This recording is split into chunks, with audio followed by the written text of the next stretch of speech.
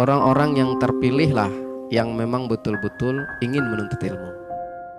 Karena ilmu itu bisa dirasakan manisnya nanti setelah kita mendapatkan manfaat ilmu.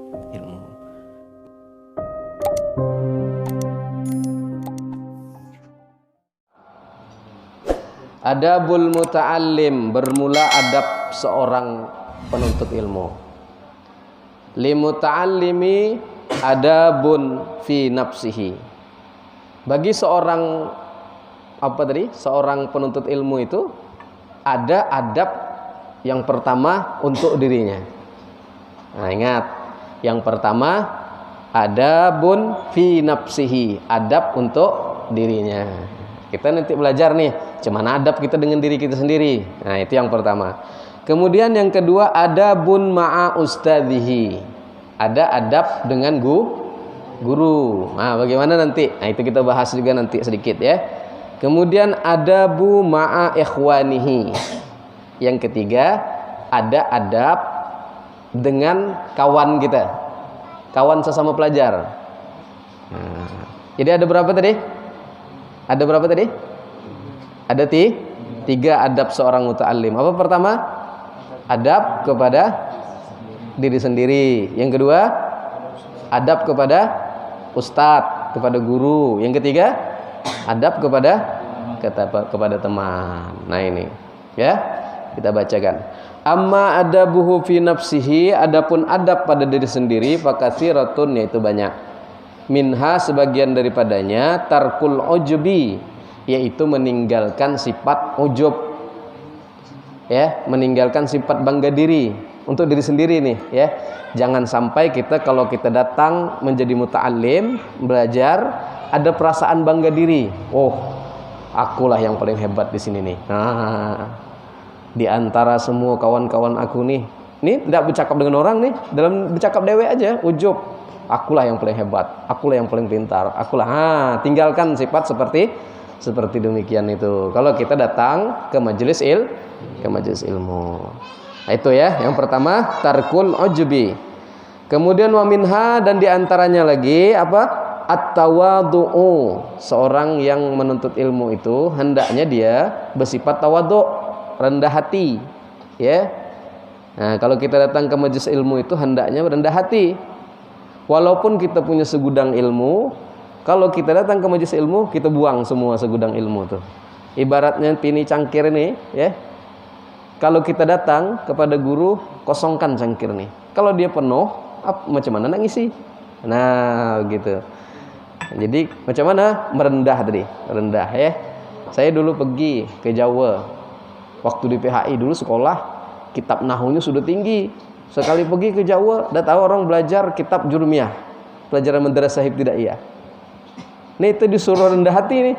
Masuk ke pesantren tuh sudah harus di apa? Sudah hati kita nak dibersihkan dulu nih, ya. Kita dulu belajarnya tinggi, nahu kita sekali ke sana belajar Jurmiyah, belajar yang paling rendah madrasah ibtidaiyah. Orang berjenggotan semua sudah, tamat aliyah. Nah, ini mendidik hati kita supaya kita rendah hati. Jadi pertama apa? Punya sifat at-tawadhu. Kemudian wasidqu. Wasidqu ini artinya bisa dipercaya, bisa juga bersungguh-sungguh. Tapi dalam konteks ini, dalam kitab ini, itu yang dimaksud bersungguh-sungguh. Kalau kita datang ke majelis ilmu, tidak main-main, tidak sekedar-sekedarnya begitu, nah, ya. Jadi harus sungguh-sungguh. Kemudian liyakuna mahbuban. Untuk apa tadi itu? Supaya tawadhu, bersungguh-sungguh tadi, supaya dipercaya tadi. Untuk apa? Liyakuna mahbuban, supaya kita tuh menjadi orang yang dicintai. Kemudian mautsuqan, lagi dia itu dipercayai, ya. Bihi, dengannya muta'allim tadi, ya, supaya dia dipercayai, supaya jadi orang yang dicintai begitu. Nah, itu tadi adab kepada diri sendiri tadi. Kemudian ada lagi wa minha ayyakuna waquran fi misyatihi, ya. Adalah bahwa seorang muta'allim itu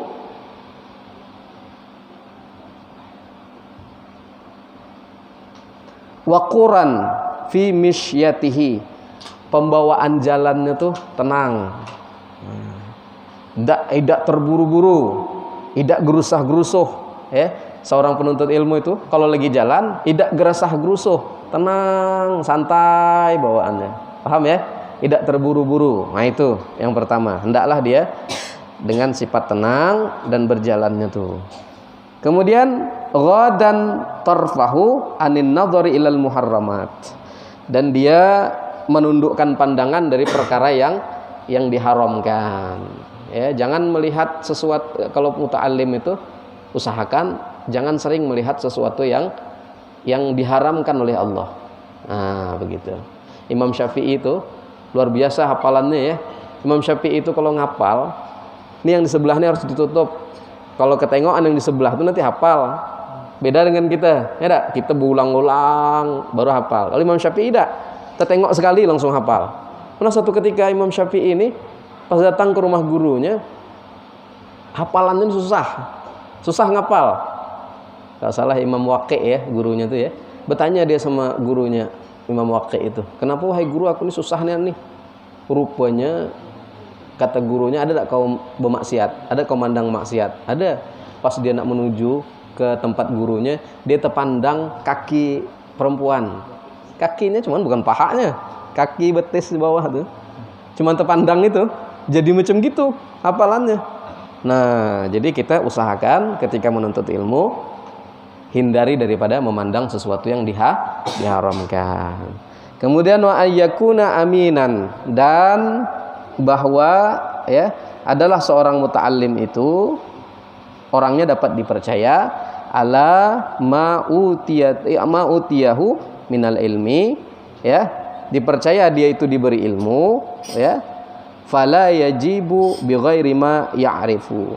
Jadi dia tidak menjawab sesuatu yang dia tidak tahu.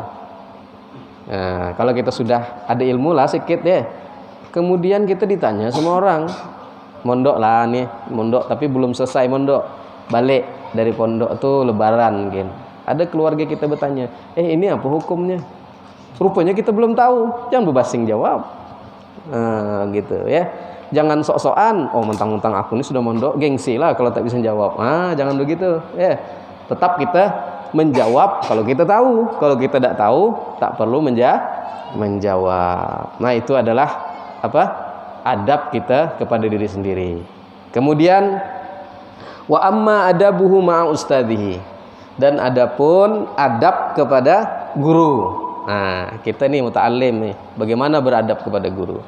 Ya. Faminha, dan faminha di antaranya, maka sebagian daripadanya adab kepada guru itu ayya'taqida, yaitu mengiktikadkan, meyakini anna fadlahu,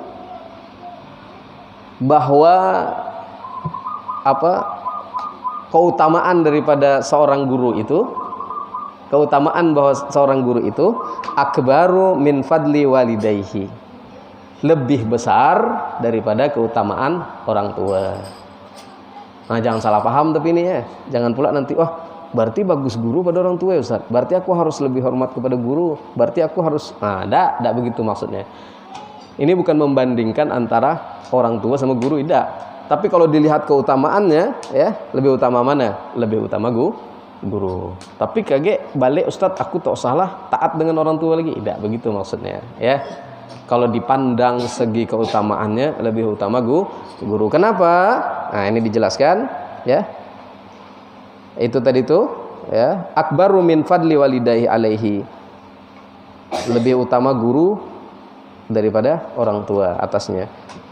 Kenapa? Li'annahu yurabbi ruhahu. Karena guru itu dia mendidik roh, mendidik jiwa daripada seorang murid. Nah, kalau orang tua cuman dia menjaga jasadnya, ya, menjaga jasadnya. Tapi kalau guru dia menjaga rohnya murid. Maksudnya tuh macam mana murid ini supaya dia tuh bisa sampai kepada Allah Subhanahu wa taala. Macam mana murid ini supaya bisa masuk surga? Macam mana murid ini supaya dia tidak melakukan maksiat? Macam mana supaya murid ini hatinya bersih? Nah, itu kerjaan guru. Kalau orang tua itu bagian batin yang dididik oleh seorang guru. Tapi kalau orang tua dia mendidik jasa. Jadi paham ya? Nah, jadi itulah yang menyebabkan utamanya seorang guru daripada orang tua. Kemudian wa minha, sebagian daripadanya lagi adab kepada seorang guru itu apa? Al-khudu'u amamahu, yaitu menundukkan menundukkan diri amamahu ketika berada di depan guru itu, ya. Wal julusu, dan duduk fi darsihi, pada ketika belajar, pada ketika guru tadi itu majelisnya, ya. Ketika kita bermajelis sama guru tadi, ketika guru itu mengajar, bil adabi, dengan adab, wa husnil id'afi, itu sebaik-baik perhatian. Nah, ketika guru menerangkan, hendaknya seorang murid perhatian kepada gurunya, tidak main-main begitu, perhatian betul sama gurunya. Nah, itu adab kepada guru, ya. Tadi wa husnil isgha'i ila ma yaqulu, kepada sesuatu yang ia katakan. Jadi apa yang disampaikan guru tadi hendaknya kita simak dengan baik-baik. Wa minha, dan sebagiannya lagi adalah tarkul mizahi, meninggalkan bergurau. Nah, meninggalkan bercanda ketika guru menjelaskan. Kemudian wa alla yamdaha ghairahu, dan yang ketiga seterusnya adalah hendaknya seorang murid itu tidak, ya, memuji murid tadi, ya, ghairuhu minal ulama, ya, selain daripada tidak memuji dia murid tadi itu ghairuhu minal ulama'i, selain daripada ulama-ulama yang lain. Nah, di depan guru tadi jangan kita bercerita ustadz, ulama, atau tuan-tuan guru yang lain. Berkunjung ke rumah guru, sowan, ya, silaturahmi ke rumah guru. Oh, dia bercerita, ustadz, ada ulama di Jawa tuh, dia mantap ustadz, alim ustadz. Ustadz, aku belajar dengan ulama ini. Di depan gurunya begitu. Nah, itu tak beradab namanya, ya. Nah, kenapa begitu? Apa tadi? Ya. Wa alla yamdaha ghairahu minal ulama'i bihadratihi, di depannya tadi itu kenapa? Makhafata ayyabhama, karena takut nanti memaham ustaduhu, oleh ustad itu, annahu, bahwasanya si murid tadi yadhummuhu, mencela dia kan gurunya tadi, istilahnya membanding-bandingkan, membuat nanti tersinggung nanti guru yang didatanginya tuh kalau kita bercerita atau memuji-muji guru yang lain di depan guru itu. Kemudian wa minha, dan sebagian daripadanya lagi alla yasudduhul haya'u anisu'ali amma la ya'rifu. Kemudian Allah, ya, hendaklah tidak menghalangi ia muta'allim itu daripada malu, anisu'ali, daripada bertanya, amma la ya'rifu, daripada atau tentang sesuatu yang dia tidak pahami. Jadi jangan malu bertanya, ya, bertanya sama guru tentang sesuatu yang dia tak paham, jangan malu. Nah, datang tuh, makanya adab yang paling bagus datang ke rumah guru, pertama bertanya masalah hukum agama. Kalau di ustadz, ya, datang bertanya tentang persoalan hukum, kemudian minta doa, ya, bolehlah cerita-cerita keluarga, aku nih anak ini. Nah, itu bagus tuh, ya. Itulah caranya kalau kita sowan atau kita bersilaturahmi ke rumah guru, jangan bercerita tentang ustadz yang lain. Nah, begitu maksudnya, ya. Nah, itu tadi adab kepada guru. Yang terakhir, yang ketiga, wa amma adabuhu ma ikhwanihi, yaitu adapun adab kepada kawan-kawan kita, sesama belajar nih, sesama kita nih. Apa adabnya? Faminha, sebagian daripadanya ihtiramuhum, yaitu menghormati mereka. Ya, jangan menghina kawan kita, walaupun sesama belajar, walaupun teman kita itu lebih kecil pada kita, nah, lebih muda daripada kita, harus saling menghormati. Watarku ihtiqari, yaitu meninggalkan daripada meremehkan. Nah, wahidin, kepada salah seorang, minhum, daripada mereka, kawan-kawan kita tadi itu. Jangan meremehkan, jangan menganggap rendah, jangan menganggap hina yang lain itu. Wa tarkul isti'la'i alaihim, dan meninggalkan sombong, bersifat sombong kepada mereka kawan kita tadi. Wa minha, dan sebagiannya lagi adalah Allah yastakhara, yaitu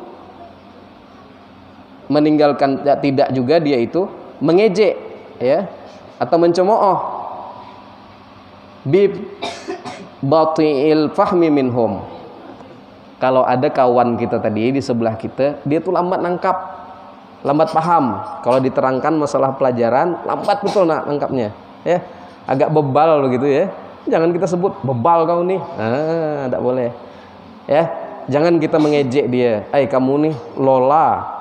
Ada istilah lola sekarang ya, loading lama.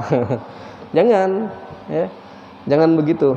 Jadi kita kalau kawan kita lambat nangkap, bantu dia ya, bukan malah kita ejek. Wa alla yafraha idza wabakhal ustadu, dan jangan juga kita itu ya gembira, senang ketika kita melihat ada salah seorang dari kawan kita itu ditegur sama ustadznya.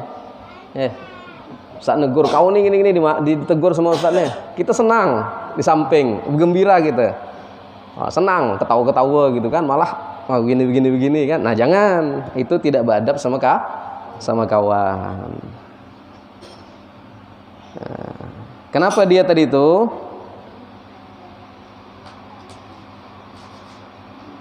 ba'dul qasirin? Karena dia tuh lemah juga daya tangkapnya ya.